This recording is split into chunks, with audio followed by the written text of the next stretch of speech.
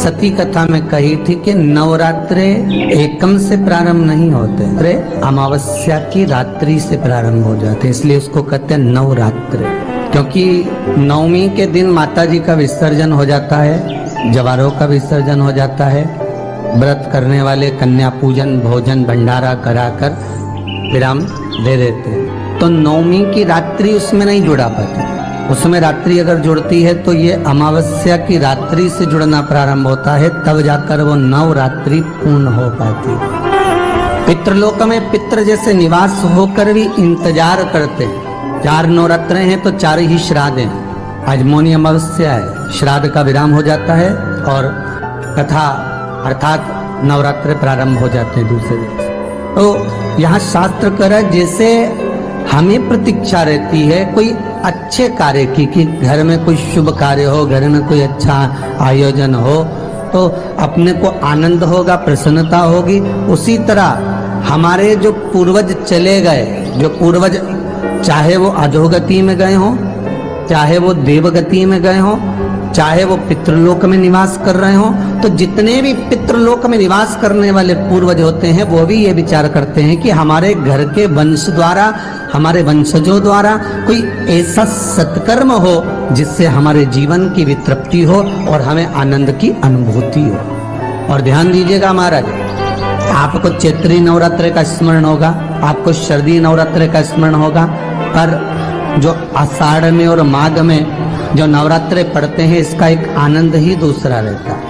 बस इतना जरूर होता है कि दुनिया के लोग वो जो 2 नवरात्रे होते हैं उसमें कलश की स्थापना भी करते हैं, देवी का पूजन भी करते हैं, अर्चना भी करते हैं, मंदिरों में भीड़ भी रहती है और खूब प्रेम से माता का जगराता वगैरह सब होता है। पर ये जो नवरात्रे हैं 2 गुप्त नवरात्रे, इनका लोगों को स्मरण नहीं था। वो तो धीरे धीरे ये टीवी चैनल के माध्यम से कथाकारों ने, वक्ताओं ने स्मरण कराना जब चालू करा, धीरे धीरे बताना, मार्गदर्शन करना जब चालू करा, तब लोगों को ज्ञात होता गया कि कोई गुप्त नवरात्रा भी होता है, उसमें भी देवी की आराधना होती है। ये 4 नवरात्रे अलग अलग अवस्था के हैं, अलग अलग सुख के हैं और अलग अलग आनंद के। आपके घर में पितृदोष है, आपको ऐसा महसूस होता है, तो किसी भी नवरात्रि के पहले जो अमावस्या पड़ती है, जिस दिन अमावस्या रहे उस दिन चावल की कटोरी में एक कपूर का टुकड़ा रख दीजिए, छोटा सा,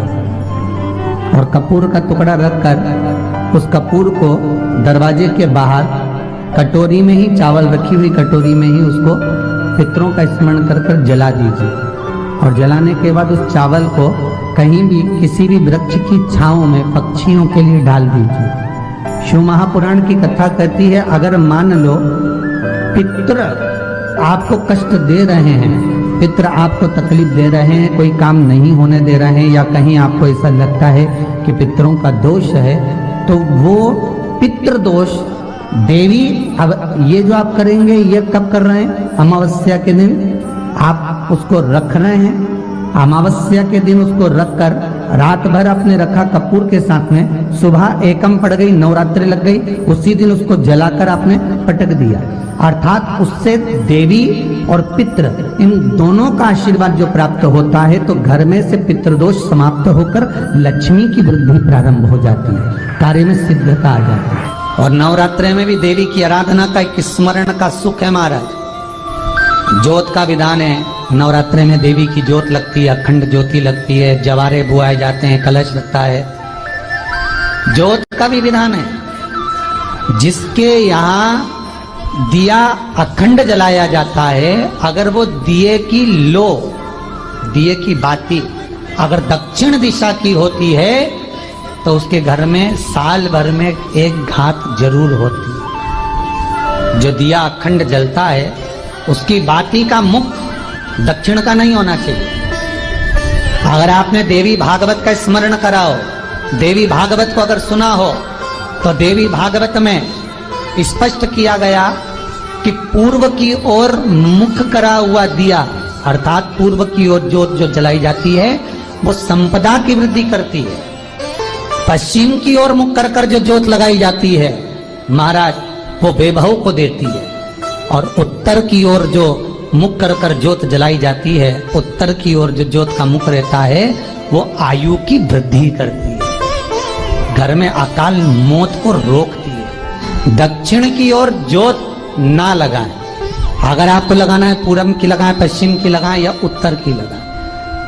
और जितने दिन महारानी जगदम्बा जगतधात्री दुर्गा भवानी चैत्र नवरात्रे में, शारदीय नवरात्रे में, आषाढ़ी नवरात्रे में, आदिकादिक पौष नवरात्रे में हम जगत जननी जगदम्बा की जब स्थापना करते हैं, या हम नूतन घर का प्रवेश करते हैं, या गणेश जी की स्थापना करते हैं, या कोई दुकान को प्रवेश करते हैं, या कोई शुभ कार्य करने के लिए अग्रण्य होते हैं, तो हम कलश की स्थापना क्यों करते हैं? कलश के अंदर आखिर ऐसा क्या विराजमान है कि 33 कोटि देवता उस कलश के अंदर आकर बैठ जाते हैं? आप कोई यज्ञ करने जा रहे हो, आप कोई पोथी पुराण करने जा रहे हो, आप कोई अच्छा कार्य करने जा रहे हो, तो ब्राह्मण देवता कह देते कलश की स्थापना होगी, कलश की शोभा यात्रा निकलेगी, कलश यात्रा निकलेगी, कलश विराजमान होगा।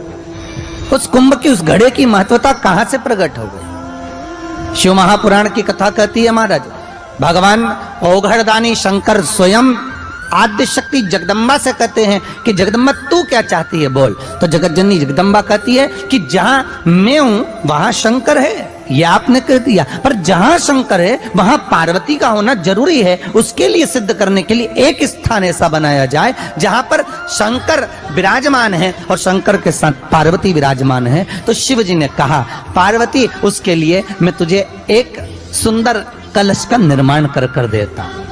अष्टमी के दिन कन्याओं का भोजन कराओ या नवमी के दिन कन्याओं का भोजन कराओ, पर देवी भागवत तो कहती है, देवी भागवत तो वर्णन करती है कि पहले नवरात्रे से लेकर नवमी तिथि तक जितने दिन देवी के होते हैं, प्रत्येक दिन में आप किसी भी दिन कन्याओं का भोजन करा सकते हो, पहली रात्रि से लेकर, पहला दिन से लेकर। पर 9वें दिन तो सवेरे पूजन करके, यज्ञ करके, अनुष्ठान करके देवी को विसर्जन कर दिया, फिर नवरात्रि पूर्ण कैसे हुई? नवरात्रि की पूर्णता होती है अमावस्या की रात से गिनी जाती है। कौन से दिन से गिनते हैं? अमावस्या की रात्रि, फिर एकम की रात्रि, फिर दूज की रात्रि, ऐसे गिनते गिनते अष्टमी की रात्रि तक और नवमी के दिन सुबह तक या दोपहर तक या शाम तक, जब तक आप यज्ञ ना करें तब तक ये 9 रात्रियां पूर्ण गिनी जाती हैं महाराज देवी भागवत के हिसाब से पूर्णता।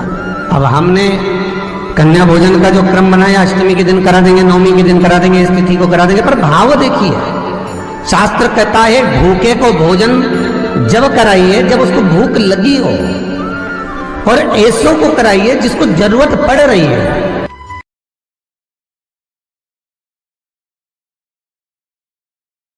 हर हर महादेव, श्री शिवाय नमस्तुभ्यं। मेरे चैनल को सब्सक्राइब करें और बेल आइकन प्रेस करें, जिससे कि आपको लेटेस्ट वीडियो की नोटिफिकेशन मिल जाएगी।